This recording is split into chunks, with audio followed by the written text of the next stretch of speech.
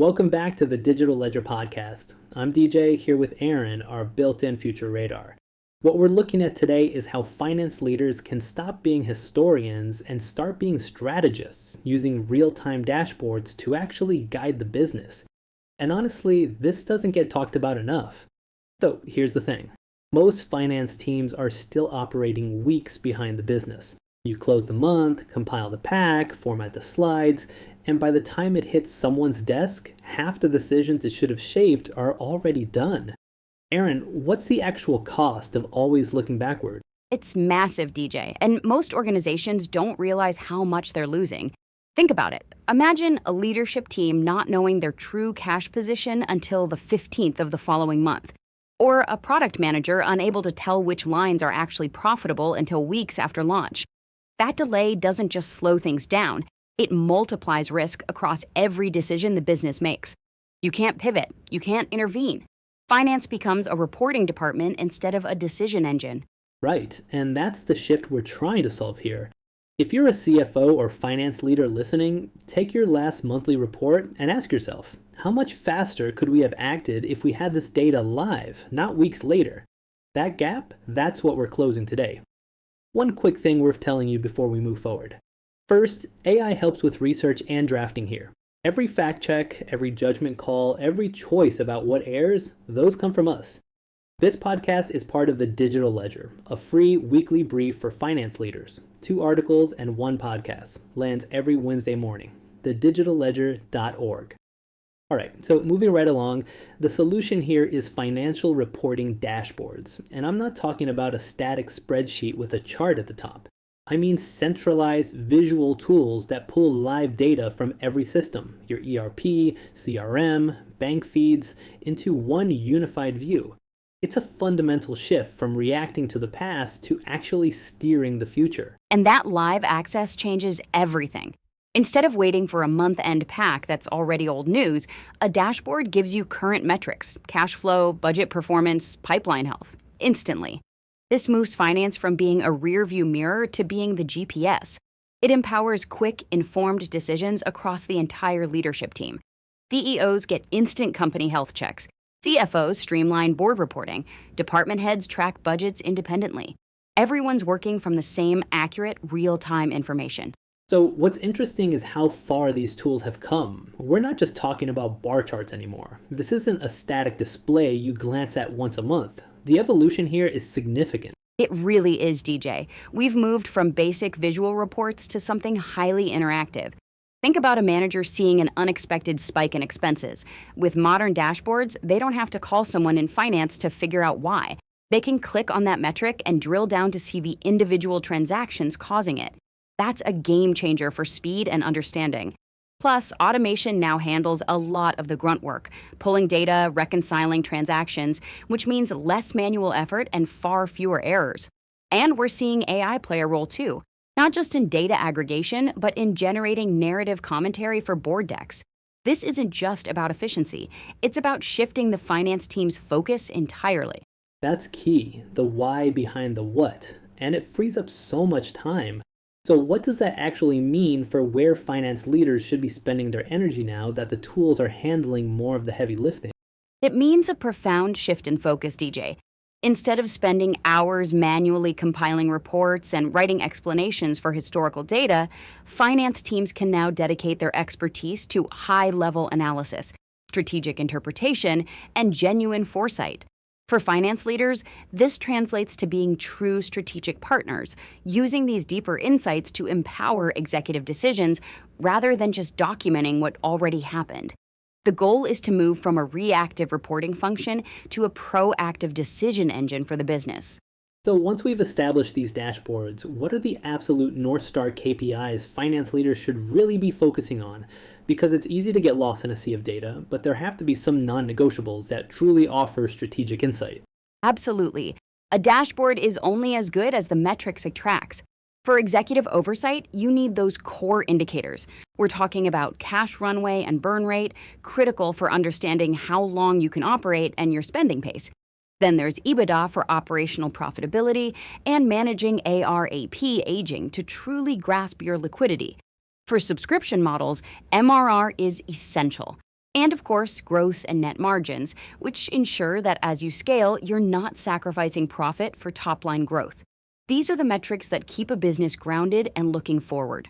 That makes sense, but not every business is the same. How important is it for finance leaders to customize these dashboards? Say for a SaaS company versus a manufacturing firm, the priorities would clearly be different. So what's the move here for someone designing their dashboard? That's a crucial point, DJ. One size definitely does not fit all. A SaaS company will prioritize customer acquisition cost and lifetime value. A healthcare organization might focus on physician cost profiles or patient level resource analysis to understand operational efficiency. For manufacturing, it's all about inventory valuation and days of supply to prevent over or understocking.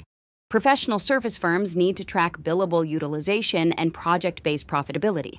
Customizing ensures the leadership team is actually looking at the levers that drive growth and performance in their specific market.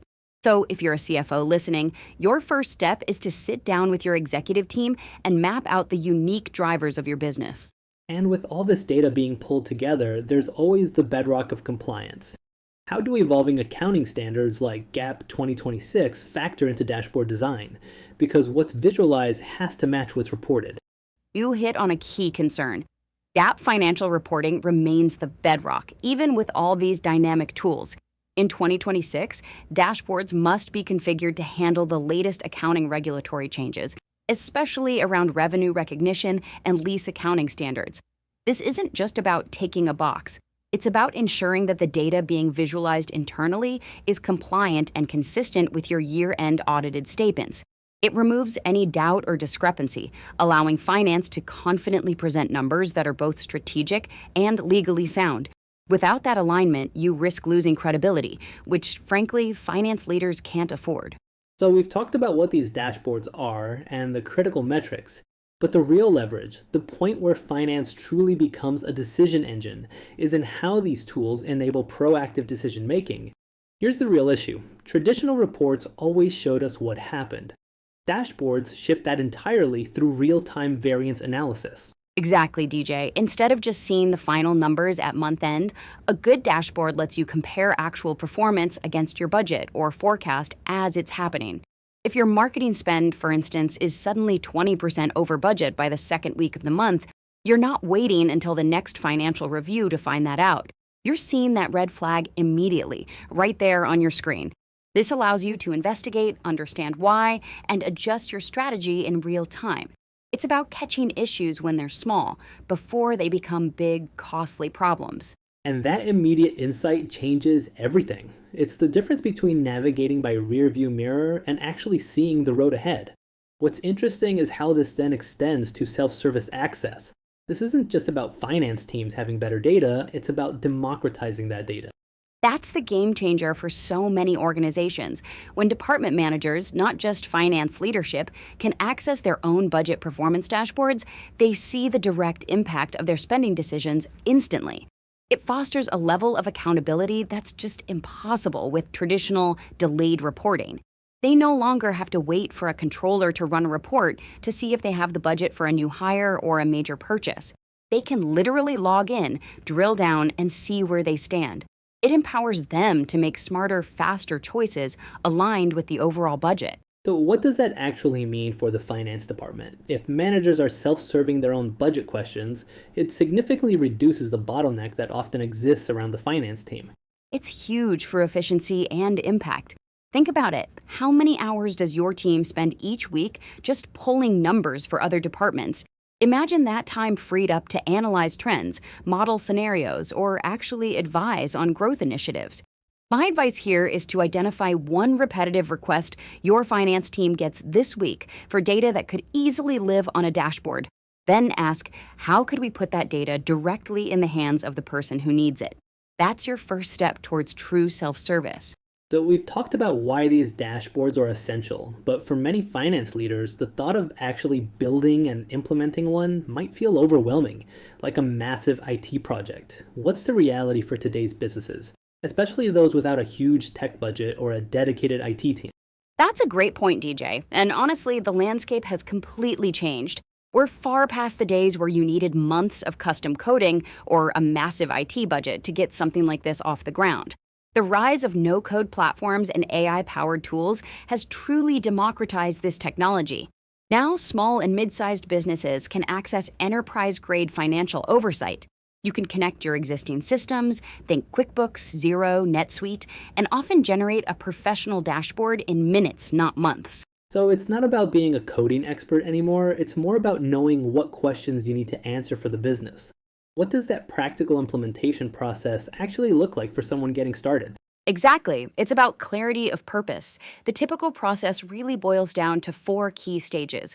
First, defining your structure, identifying those North Star KPIs we talked about earlier. What metrics matter most to your specific stakeholders?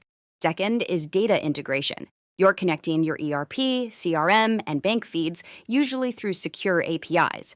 Third is semantic layering, which sounds complex, but really just ensures all your account rollups and business logic are consistent across every view. And finally, setting permissions, so the right people see the right data securely. Security and controlled access are definitely paramount when you're centralizing this much sensitive data.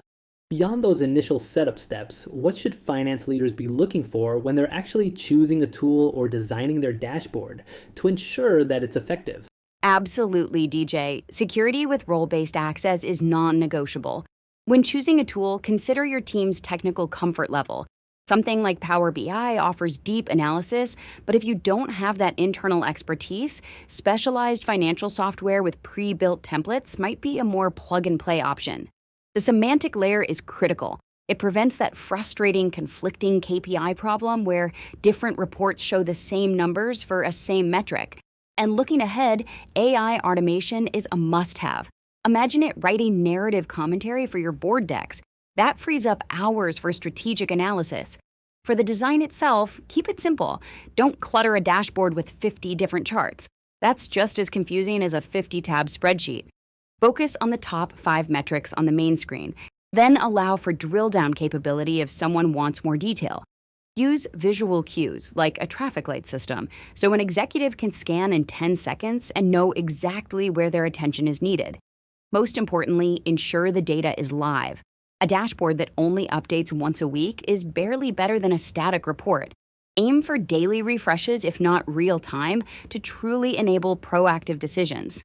And then that critical last step is always testing, comparing those dashboard numbers against your traditional reports for a month or two just to build trust in the data before fully making the switch and retiring those manual spreadsheets.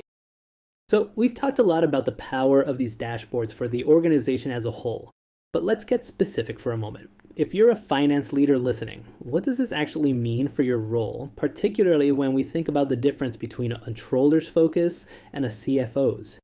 Here's a real issue. While both are using financial data, their ultimate goals with that data are distinct. That's a critical distinction, DJ. For a controller, their dashboard is very operational. Think of it as the ultimate health check on the financial machinery. It's tracking the status of the monthly close, ensuring bank reconciliations are spot on, and maintaining the integrity of the general ledger. Their focus is all about ensuring the books are right, accurate, compliant, and reliable. This frees them up from the constant digging and allows them to proactively spot and fix issues before they become bigger problems. If you're a controller, you should be asking, am I using my dashboard to reduce the time spent on manual reconciliations and accelerate my month-end close? Right, and then you pivot to the CFO where the perspective shifts entirely. Exactly. A CFO's dashboard is inherently strategic and forward-looking. They're not just looking at past performance, they're using it to forecast and guide the future. Their KPIs will include things like cash runway, burn rate, and investor-facing metrics. The goal isn't just to report the numbers, but to leverage them to help the board make decisions about the company's long-term future, whether that's growth initiatives, capital allocation, or risk mitigation. This is where the human element truly shines. These tools provide the context, but it's the CFO's strategic thinking, their ability to communicate complex financial narratives, and their business partnership skills that turn data into decisive action and steer the enterprise. All right, I think we've covered a lot of ground here. This has been a really insightful look at how dashboards fundamentally change the game for finance leaders. Absolutely, DJ. Really enjoyed this conversation. Lots of practical takeaways for sure. And to everyone listening, thank you for staying with us and spending your time here. We don't take that lightly. Until next time.